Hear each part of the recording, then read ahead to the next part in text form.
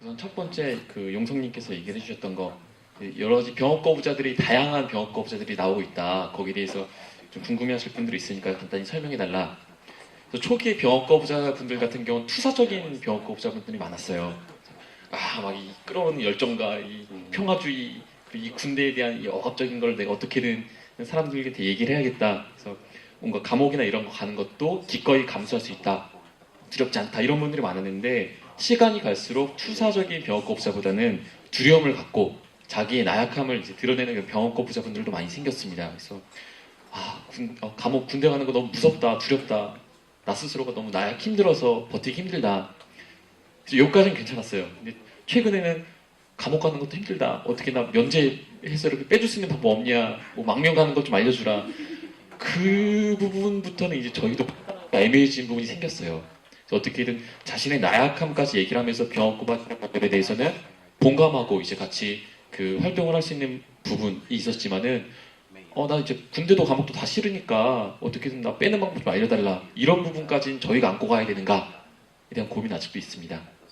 그리고 두 번째로 아까 상암학교 관련돼서 말씀하셨던 분이 우선 자신이 이제 힘의 균형, 그리고 균형을 통한 힘의 논리에 대해서 얘기를 하시면서 그 이제 병역거부자들이 많아지고 거기에 대해서 그 대체복무를 실행을 하면은 다 빼지 누가 가겠느냐. 그렇게 되면은 이제 군대나 이런 시스템이 약해질 거고 힘의 균형이 깨지지 않겠느냐. 이제 우려를 표하셨습니다. 우선은 기본적으로 전제하셨던 평화에 대한 힘의 균형에 대해서는 어쨌든 저는 평화라는 게 힘의 균형을 통해서가 아니라 누군가가 총을 내리고 총을 내리는 사람을 통해서 이제 그런 평화가 구현된다고 생각을 하거든요. 어떻게 보면 힘의 균형이든 아니면 누군가가 총을 내리면서 생기는 평화든 그것 자체는 둘 다 하나의 이데올로기고 아직은 확실하게 절대적인 부분이 아닌 선택의 가치 영역이라고 생각합니다. 제 개인적으로는 어쨌든 이 후자 쪽에 좀 더 유효하고 더 맞다고 생각을 하지만은 어쨌든 걱정하시는 그 부분 이제 다 안 가지 않겠느냐 이런 부분은 충분히 외국의 사례를 통해서도 다 안 가는 게 아니라 충분히 그 군대와 그리고 이제 대체복무제가 균형을 유지하고 있다라는 사례를 통해 가지고 말씀드릴 수 있을 것 같고요.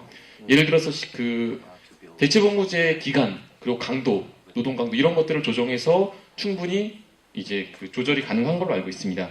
그리고 이제 병력이 약해지는 거에 대해서 만약에 병역거부자들 그리고 그들이 이제 대체복무를 해서 병력이 약해진다면은 그게 한국에 꼭 비단 해당되는 것만 아닐 거예요. 한국만이 아니라 한국에서 이제 병역거부자들 통해서 군대가 약해진다는 것은 다른 나라에서도 이제 약해지겠죠. 그렇다는 거는 이제 한국만이 아니라 전 세계에 있어서도 이제 병역거부자들로 인해 가지고 군대가 약해진다는 건데 바라던 바입니다. 그리고 세 번째 그 질문에 대해서 답변을 드리도록 하겠습니다. 감옥 생활에 대해서 이제 궁금하다고 말씀하셨는데 노역에 대해서 간단히 말씀을 드리면은 그 노역 자체는 종류가 되게 다양해요. 취사장, 뭐 간병, 그 청소 이런 것들이 있는데 어쨌든 강제 노역을 해야 되고 주 5일째 출퇴근을 합니다. 그래서 보통 하루에 800원 정도의 시급을 받는데 저 같은 경우는 밤 11시 정도까지 야근을 해서 하루에 300원 정도를 또 받았습니다. 그래서 이제 그 노역 같은 경우는 강제 노역이기 때문에 어쩔 수 없는 부분이 있고 이 노역이 갖는 가장 이제 메리트가 가석방을 받을 수 있다는 거거든요. 노역을 거부할 수도 있지만 노역을 거부를 한다면은 가석방에서 탈락할 가능성이 상당히 높습니다. 그래서 이런 노역 부분에 대해서는 일단 여유가 되면 더 길게 말씀드리도록 하겠습니다. 말이 빨라지네요. 이제 시간이 없다 보니까 마지막으로 이제 그 임태훈 선생님께서 말씀하셨던 감옥이 힘든 거. 예, 그 임태훈님께서 초기에 가셨을 때랑은 시설적으로는 많이 좋아졌다고 얘기를 해요. 그래서 감금실 법무부 장관 이후로 싱크대가 들어왔습니다. 싱크대가 들어왔고 싱크대가 들어온 건 너무 좋은데 방이 좁아졌습니다. 2.5평방에 7명이 자려다 보니까 지그재그로 이렇게 머리, 다리, 다리 머리 이렇게 하는데 어쨌든 그 방이 좁아진 것 자체는 정말 애로사항이 꼽혔던 부분이 있고요. 물론 핵심적인 건 술단을 못하는 건 그게 가장 힘들었던 것 같습니다. 우선 여기까지로 줄이도록 하겠습니다. 이게 더 어떻게 답변이 되는지 모르겠네요.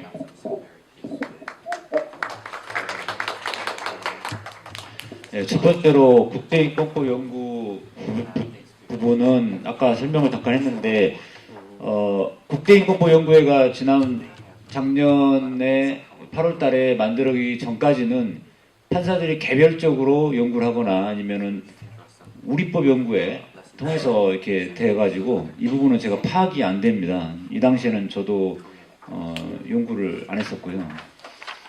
그러다가 이제 국제인권보연구회는 이제 시작이 됐지만은 이제 초기 단계라서 아직은 좀 시간이 좀 필요할 것 같습니다. 그렇기 때문에 법원에서 판결을 할 때 국제인권규약 규범을 판결의 근거로 활용하는 경우가 거의 희박합니다, 사실. 예.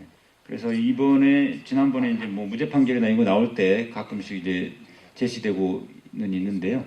다만 이제 대법원이나 이제 헌법재판소 같은 이제 거기서는 이제 그런 부분들이 다 논의가 되는 거니까 거기서 판결의 근거로 활용은 되는데 근거로 검토는 되는데 그걸 기초로 활용은 안 되는 거죠. 그러니까 인용은 안 되는 거죠. 예, 그 국제인권규약은 그거는 그거고 우리나라 우리나라 상황에는 안 맞다. 뭐 이런 식으로 갑니다.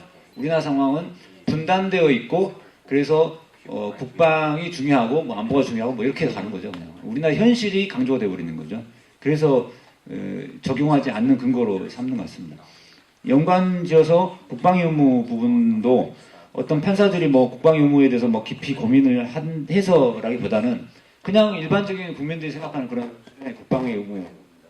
그래서 우리나라는 분단되어 있고 이상하게 저한테 나오면은 여보세요?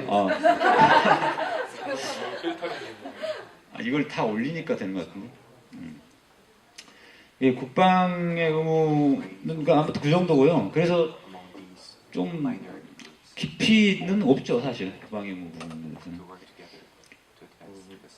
그러니까 그만큼 우리나라에서는 분단되어 있는데 어쩌라는 거냐. 뭐 이게 너무 자연스러운 것 같아요, 사실.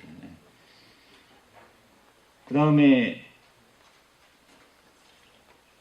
어떤 판결을 할 거냐라는 주장, 저는 진짜 기억이 안 나거든요. 그런 말을 한 기억이 안 나는데 자꾸 그런 말 했다고 하시니까.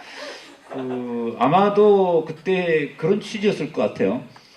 그 당시가 제가 어떤 당시냐, 진짜 이제 막 눈 뜰 때였어요. 눈을 막 뜰 때. 그래서 저 책, 삼켜했던 평화의 언어 저 책을 보고 또 읽고, 그 다음에 날맹 들어가게 된 과정들 지켜보고, 뭐 이러면서 굉장히 내가 몰랐던 걸 너무 많이 깨닫게 돼가지고, 야, 어떻게 이렇게 너무 명백한 이 국제인권규약이라든가 저 책에 의하면은, 이거는 당연히 이거는 무죄 또는 위헌인데, 이게 왜 그동안 유죄 판결이 계속 자연스럽게 되었을까, 이런 생각을 해서 제가 그때, 호언장담을 한 것 같은데, 아마 날맹에 대한 격려 차원이 아니었을까. 그러니까 제가 실제로 그 재판을 맡게 될 때는 사실 어떤 문제가 또 있냐면요. 그러니까 예를 들어서 그런 판결이 전혀 안 나왔다고 하면은 제가 정말 할 수 있을 것 같아요. 그러면은 선언적 의미라도 있거든요. 예를 들어서 굉장히 사회적 파급력도 있고 그걸 계기로 어떤 연구의 어떤 계기가 될 수 있고. 그런데 이미 2002년도에 위헌 제청이 있었고 2004년도에 무죄 판결이 있었단 말이죠.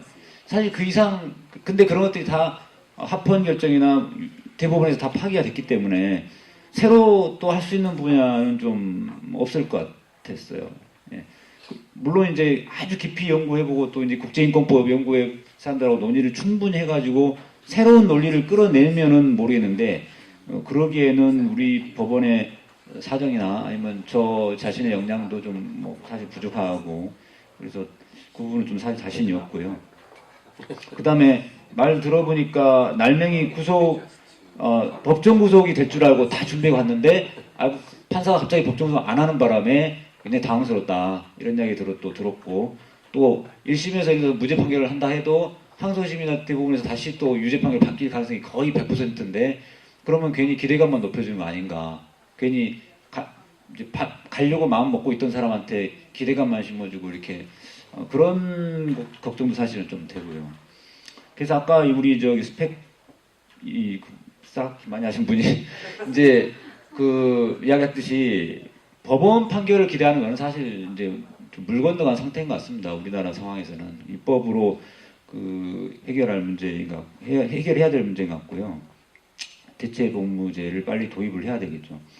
그 다음에 판사가 무리하게 위헌 제청을 할 수 있느냐? 예, 이론상으로는 할 수 있습니다. 이론상으로 할 수 있는데 안 하죠. 안 하는 이유는 안 하는 이유는 출세와 승진에 도움이 안 되기 때문입니다. 검사가 무리하게 기소를 하는 이유는 출세와 승진에 도움이 되니까 하는 겁니다. 이해되십니까? 애매한 거 정리되죠? 출세와 승진에 도움이 되면은 무리하게 기소도 하고 판결합니다. 도움이 안 되죠, 근데. 무리한 위헌 추정하면 이상한 판사다라고 찍히고 평점도 낮게 나올 겁니다, 아마. 그 다음에 소수 정당과 연대 가능성에 대해서는 이 부분은 제가 오늘 오전에 기자회견을 참석을 했는데요. 가보니까 진보신당에서도 오셨고 녹색당도 오셨고 청년당도 오셨더라고요. 저는 청년당이 있는지 몰랐는데 아마 최근에 그 창당했다고 합니다. 아마 그래서 몰랐던 것 같은데 이러한 정당들과의 연계는 정말 필요하다는 것을 오늘 많이 느꼈습니다. 오늘 가보니까 우리 통합진보당과 이 정당, 이 소속명당 외에 가장 큰 그 새누리당과 민주당에서 오히려 안 왔습니다. 그러니까 그만큼 이 병역 거부 문제, 대체 복무제도 문제는 큰 정당들은 별로 관심이 없는 내용이 아닌가 싶고요.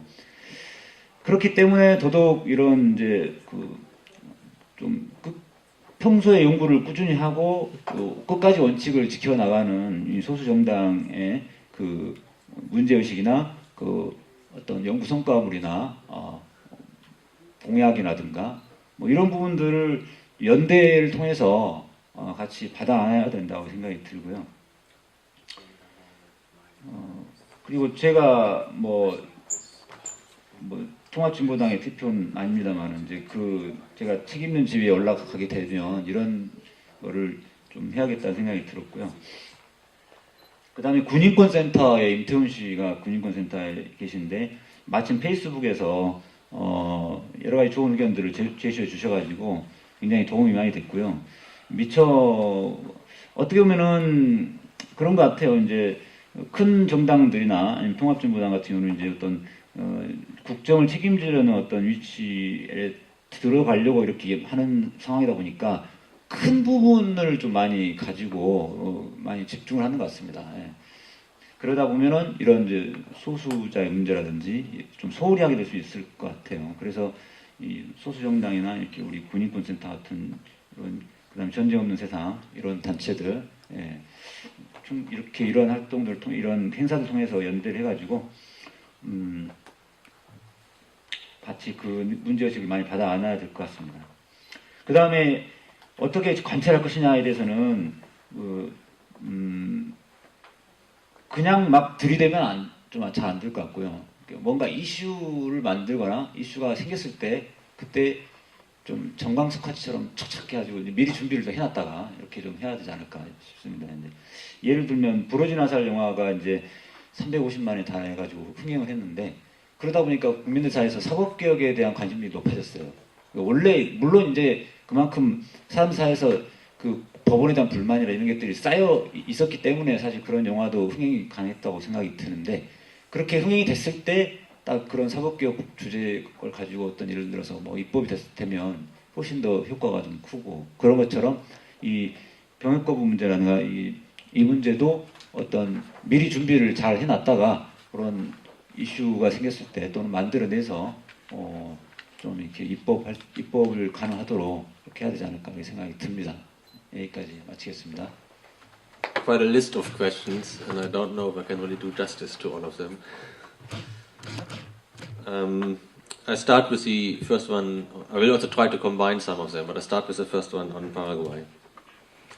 예, 저에게 주어진 질문이 굉장히 많았는데 일부 질문에 대해서는 좀 합쳐서 답변을 드리도록 하겠습니다. 먼저 파라과이의 사례였는데 병역 거부권은 인정되지만 대체복무 제도는 시행하지 않고 있는 경우가 어떻게 가능했는지에 대해 말씀드리겠습니다. And it was possible basically after the end of the dictatorship in Paraguay in the early 1990s. They drafted a new constitution. And there was at that time, small conscientious objection movement which said we need the recognition of the right to conscientious objection in the constitution. And somehow by accident it got in there. 예, 파라과이의 경우에는 1990년대 초까지 독재 정권이 이어졌다가 그 무너지는 과정에서 새로운 헌법이 도출이 되었는데 그 과정에서 비록 작은 그룹이지만 병역 거부 운동 그룹이 새로운 헌법에 병역 거부권에 대한 인정 조항이 들어가야 된다라고 주장을 했고 이것이 운 좋게 포함이 됐습니다.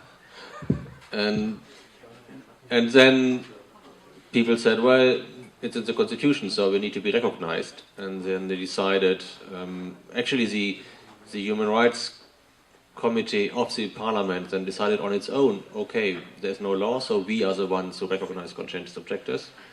And conscientious objectors then went to the Human Rights Committee of the Parliament in Paraguay and just got accepted as conscientious objectors, which meant they were exempted from military service. The Constitution, yeah, after the Constitution. Empowered itself, basically, to. They didn't assess. They just said, someone comes, I'm a conscientious objector, and they just said, okay, you're a conscientious objector, stand. 네, 그렇게 해서 헌법에 조항이 들어갔습니다. 그리고 실제 병역 거부자라고 나서고 그것을 인정하는 절차적인 과정은 의회 내에 인권위원회가 맡았습니다. 이 부분에 대해서 직접적으로 규율하는 법이 없었기 때문에 그 위원회에서 그러면 우리가 이 문제에 대해서 심사하는 권한을 가지자라고 자체적으로 결정을 했고 병역 거부자라고 나서는 사람에 대해서 특별히 어떤 심사의 기준을 적용하지 않고 그 주장을 그냥 있는 그대로 인정해서 병역 거부자들이 다 인정이 됐습니다.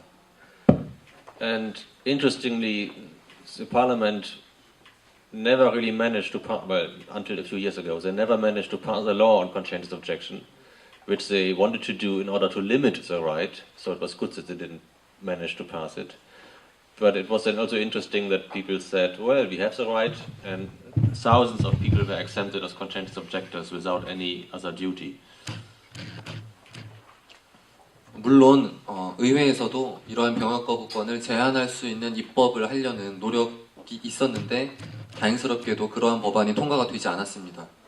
그래서 어쨌든 헌법에 이것이 존재하는 상황이고 그 결과 수천 명의 사람들이 병역 거부자로 인정을 받았습니다. And 2 years ago, now that there's a so-called progressive government, I don't really believe in progressive governments, but that's a different issue.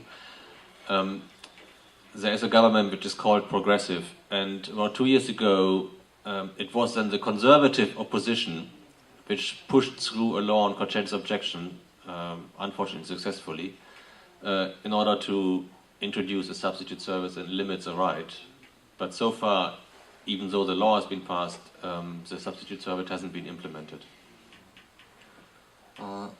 그리고 현재에는 파라과이에 그 진보 정부라고 자칭 진보 정부가 있는데 정말 진보정인지 모르겠지만 2년 전에 보수 야당 측에서 병역 거부권을 제한하고 대체복무제도를 의무화하려는 법안을 추진했고 이것이 통과됐습니다. 그런데 실제 아직 시행은 되지 않고 있습니다.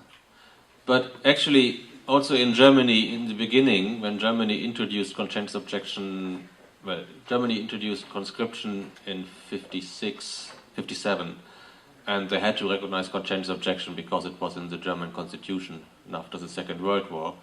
And initially, they also did not introduce a substitute service, which was mainly because they thought it doesn't make sense, the numbers will be so low, and it's too much effort to impose a substitute service on them.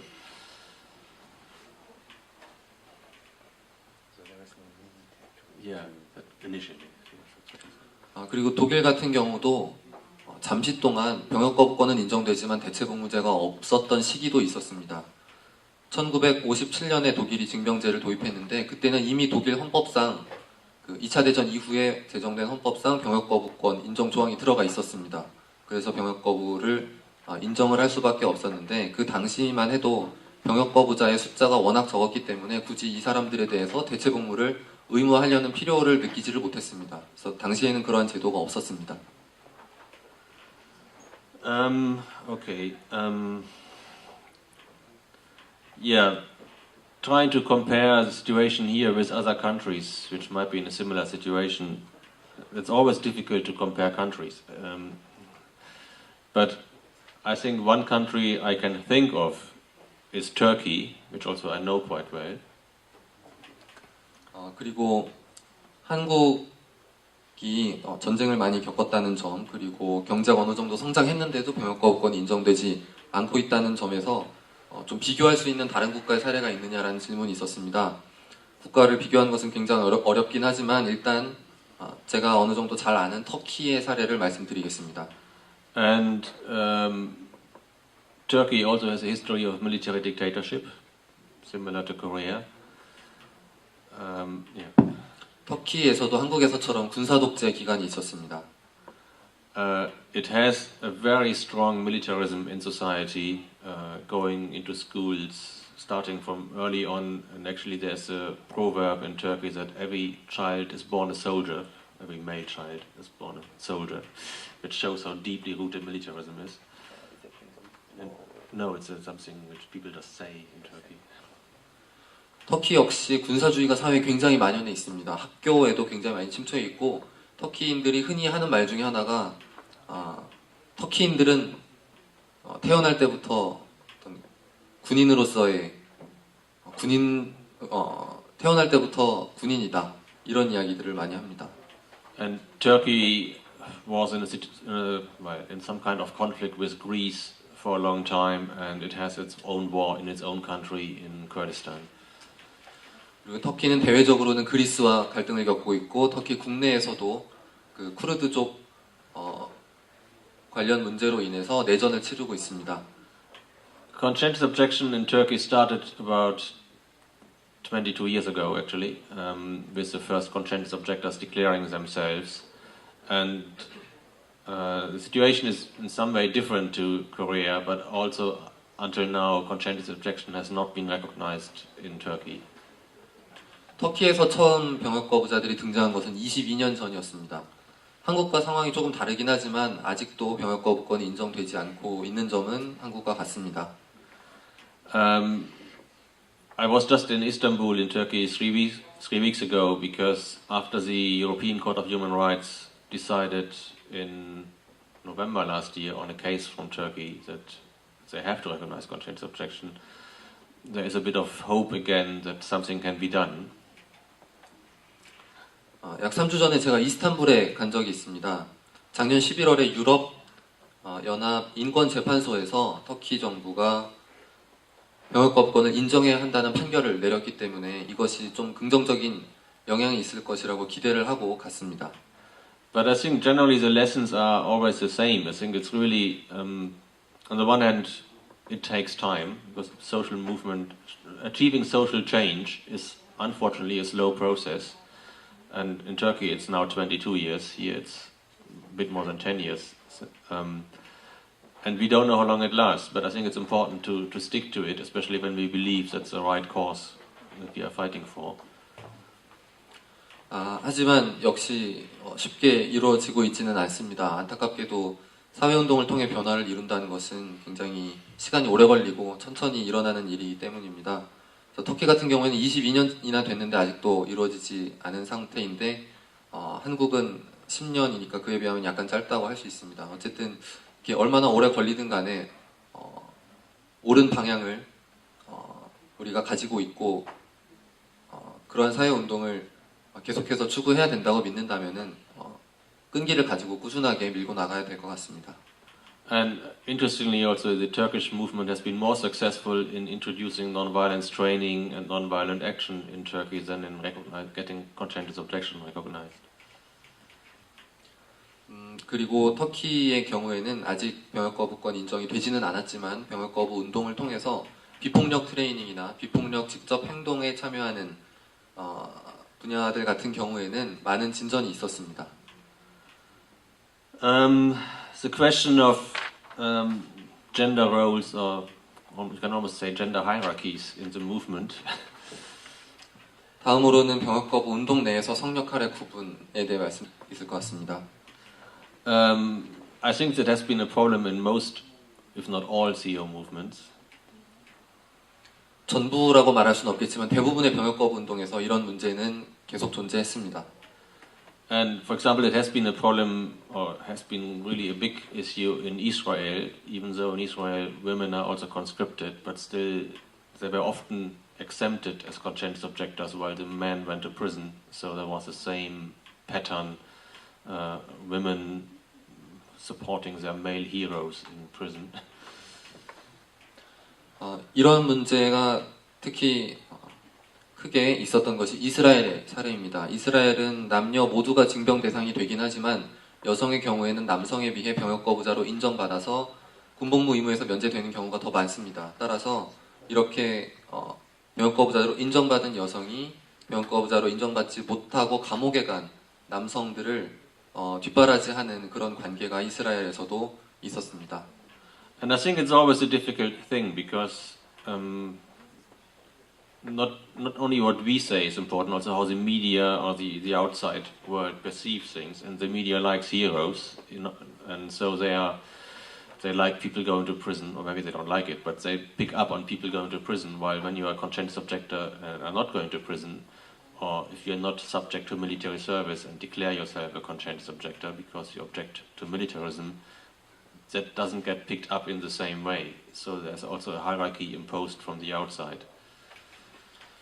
이러한 위계적인 관계는 내부를 통해서도 나타나기도 하지만 외부적인 영향 때문에도 나타나기도 합니다. 왜냐하면 언론에서는 어떤 사람이 병역 거부를 하고 감옥에 갔다, 엄청난 희생을 했다라는 것을 굉장히 영웅적인 사례로 다루는 것을 좋아하기 때문입니다. 그래서 실제 어떤 징병제의 대상이 되지 않는 사람들이 나는 군사주의에 대한 반대라는 차원에서 병역을 거부한다, 군대를 거부한다라고 선언한다고 했을 때 그런 부분에 대해서는 언론이 거의 관심을 갖지 않습니다.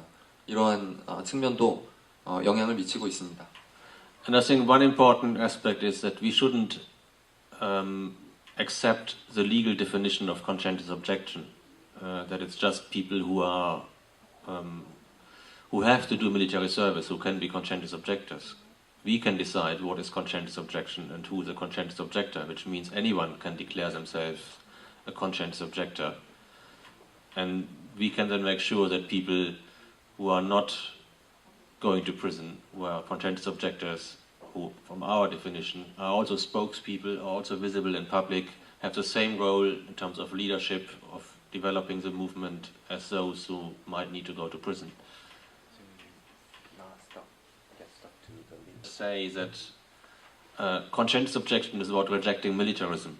So someone who, for health reason, is exempted can still be a conscientious objector, even though the state doesn't call him or her up. Someone who is not obliged to do military service because of gender can still be a conscientious objector because militarism has an impact on women, on people who are not obliged to do military service in the same way or in lots of similar ways, and we can object to that. And these are all important roles in the movement too. 그래서 이러한 문제를 해결할 수 있는 방법 중에 하나는 병역 거부라는 개념 자체를 우리가 새롭게 정의하는 것입니다. 법적으로는 물론 병역 거부는 병역 의무가 부과된 사람이 그것을 거부하는 것만 말하지만 우리는 군사주의에 대한 거부라는 차원에서 병역 거부를 새롭게 정의할 필요가 있습니다. 왜냐하면 군대와 군사주의는 단지 징병 대상이 되는 사람뿐만 아니라 여성을 비롯한 다양한 사회적 소수자 그리고 사회 전체에 분명히 영향을 미치기 때문입니다. 따라서 국가가 어떤 건강상의 이유로 군 복무를 면제받은 사람을 병역 거부자라고 인정하지 않는다라고 해서 우리가 반드시 그러한 정의에만 따라야 할 필요는 없습니다. 우리의 관점에서 봤을 때는 그런 이유로 인해 면제를 받은 경우도 이것은 군사주의에 대한 거부이고 병역 거부다라고 말할 수 있습니다. But I think it also means really actively rejecting the concept of hero. I think hero in itself is a militaristic concept which cannot be reclaimed in any different way. So we have to say we don't want heroes, we don't want alternative heroes either. We want to make sure, we want to show that anyone can be brave if they need to be brave, but that is nothing heroic and nothing which makes them special. It's just something someone needs to do sometimes. 또한 이 영웅이라는 개념에 대해서 적극적으로 거부할 필요도 있습니다. 그것이 군대에 가는 영웅이든 혹은 대체 복무를 하는 영웅이든 간에 이러한 개념 자체에 대해서 거부해야 한다고 생각합니다. 어떤 사람이든 간에 용기를 발휘해야 할 시점이 됐을 때 그러한 행동을 할 수 있는 것이고 특정한 사람들만을 영웅이라고 부를 필요는 없다라는 관점을 가지고 이야기를 할 수 있어야 한다고 생각합니다. And that also applies to other forms of non-violent action, because if you do a direct action and lock on to each other. You need people who support you, and they are equally important because without those, you can't do the action, and there is no hierarchy, no matter what role you play in making an action possible. 또한 이러한 관점은 우리가 비폭력 직접 행동을 할 때에도 아주 중요하다고 생각합니다. 비폭력 직접 행동을 할 때에는 모두가 하는 역할이 그 행동을 가능하게 하기 위해서 반드시 필요한 것이고 거기에는 어떤 위계도 존재하지 않습니다. I think there's quite a lot of things to say, but there's the other question about, I think, gay people and how to talk about militarism, also women. And that somehow I already talked about it a bit in my answer to the previous question, but I think one problem we see, or I see in Europe and in the United States, is that unfortunately the mainstream gay, lesbian, and also the mainstream women's movement fights for the right to be in the military. 다음으로는 병역거부 운동과 여성의 관계 그리고 퀴어 그룹과의 관계에 대한 질문에 대해서 말씀드리겠습니다. 안타깝게도 유럽의 경우에는 퀴어 운동의 주류 그리고 여성 운동의 주류는 오히려 군 복무를 할 권리를 쟁취하기 위해서 싸우고 있습니다. And I think that's probably having an impact on discussions in other parts of the world too, unfortunately. 유럽에서 그런 식으로 상황이 진행되고 있기 때문에 세계 다른 지역에도 이러한 논의에 영향을 미칠 것 같습니다. And for me, there is a huge difference between a concept of equality and a concept of liberation. 그래서 이러한 시각과 제가 가진 시각 차이에는 평등이라는 것이 무엇인지, 해방이라는 것이 무엇인지에 대한 근본적인 개념상의 차이가 존재하는 것 같습니다. And in some way, equality means getting all the same shit, like military service, marriage, being normal, and that's not what I want. 평등이라는 개념을 정의하는 한 가지 관점은 모두가 다 똑같은 불행을 겪어야 한다라는 것입니다. 군대에 가거나 결혼을 하거나 소위 사회에서 말하는 정상으로 살아가거나 하는 것을 똑같이 하는 것이 평등이다라는 관점이 한 가지가 있습니다. And I also don't think it will really change society. It will not change the situation of women or of gays being in the military, because discrimination based on gender and sexuality in the military and in society at large will continue. If you get equality, no, it will not change. It will not change. Even if you are in the military, discrimination will continue. 이러한 평등이라는 관점에서 군복무를 할 권리를 위해서 싸우게 된다고 해도 이러한 목표가 실제 이루어진다고 해도 그 군대 내에서 젠더나 섹슈얼리티에 기반한 차별은 여전히 계속될 것이라고 생각합니다. And I think talking to women, talking to gays and lesbians who want to join the military or have to, in this country it's have to, in Britain it's they want to. It's really for me important to say, well, this is by nature a homophobic, a misogynistic institution. Do you really want to go in there? And there are other ways to avoid that. 그래서 제가 유럽에서 활동하면서 군복무를 하고 싶다라고 이야기하는 여성 그리고 게이 레즈비언들과 이야기를 나눌 기회가 있었는데 저는 이렇게 이야기를 합니다. 군대라는 조직 자체가 동성애 혐오를 만들어내는 조직인데 정말 그 안에 들어가고 싶으냐. 오히려 그러한 군 조직에 들어가는 것을 회피하는 다른 방식을 추구하는 것은 어떠냐. 이렇게 이야기를 합니다. And I think for me a concept of liberation means really looking into changing the structures of society, looking into getting rid of patriarchy, which is a much bigger task than achieving equality in the legal sense. 저는 그래서 해방이라는 개념의 의미가 평등보다는 오히려 더 훨씬 커다란 목표를 이루는 것이라고 생각합니다. 사회 구조 자체를 바꾸는 것, 가부장제라는 구조 자체를 바꾸는 것이 해방이라고 생각합니다. But we see a link between military violence and domestic violence. We see that soldiers who come back home from war are much more likely to abuse their partners, no matter if they are gay or straight, or even kill their partners, or suffer from post-traumatic stress disorder, which also can lead to violence. So there is a link between these different forms of violence, and someone who is brutalized in military service is much more likely to be brutal in their relationships afterwards. So I think there's an impact on all society just because people go through the military. 저는 그렇기 때문에 군대에 가는 것 자체가 미치는 사회에 대한 부정적인 영향을 더 강조하고 싶습니다. 군대에서 겪는 폭력과 가정에서 이루어지는 폭력 간의 긴밀한 관계가 있는 것은 분명한 사실입니다. 전쟁을 겪은 퇴역 군인들의 경우에는 동성애자든 이성애자든 나중에 가정폭력의 가해자가 될 가능성이 훨씬 높고 살인을 저지를 가능성도 높아지고 또 외상 후 스트레스 증후군에 시달리기도 합니다. 즉 군대에서 사람이 잔인해지면 그 이후에 사회에 나와서도 더 잔인해진다는 것입니다. And I think it's important also then, on the one hand, as anti-militarist movement to say we cannot talk about military service and military violence and not talk about domestic violence, but also about the feminist movement to really realize that you cannot get rid of domestic violence if you force half your population through military service and brutalize them. 따라서 저는 반구산주의 입장에서 이렇게 해야 한다고 생각합니다. 군대에서의 폭력 문제를 이야기하면서 가정 폭력 문제를 이야기하지 않을 수 없다.